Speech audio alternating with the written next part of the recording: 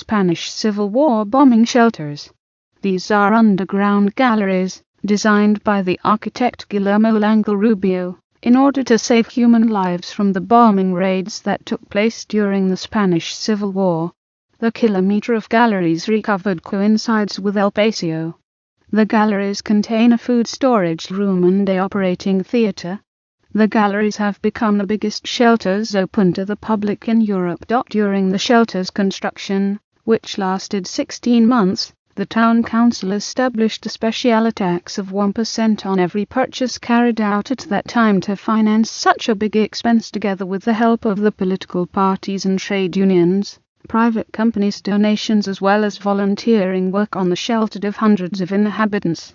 While inside the shelters there was even a code of conduct.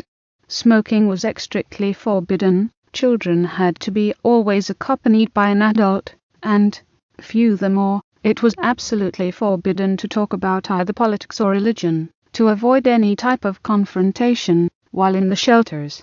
After the closing of the shelters, during Franco's dictatorship, those corridors were completely forgotten until they were accidentally found in 2001. The restoration of the shelters was carried out by the architect José Angel Ferrer, and it started soon after their rediscovery. The bombing shelter's waiting room floor is covered with a bulletproof glass, in order to make people able to have a look at the ancient German wall. They were finally opened to the public on 14th December 2006.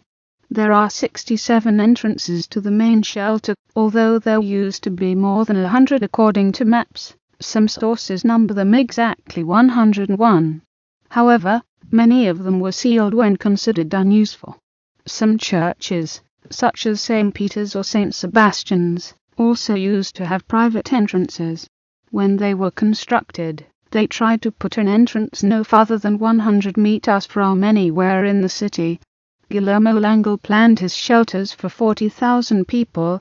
The food storage room, the pantry. In this room, all the food was stored in case of a long-lasting attack which, fortunately, never took place.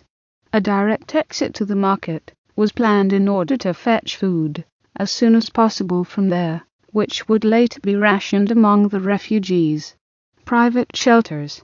There were 2 private shelters united to the public shelters network. These ones were built below the owner's properties, which stayed separated from the main public network by means of a metal gate, which have disappeared almost completely. Guillermo Langle has usually attributed the property of one of these 2 private connections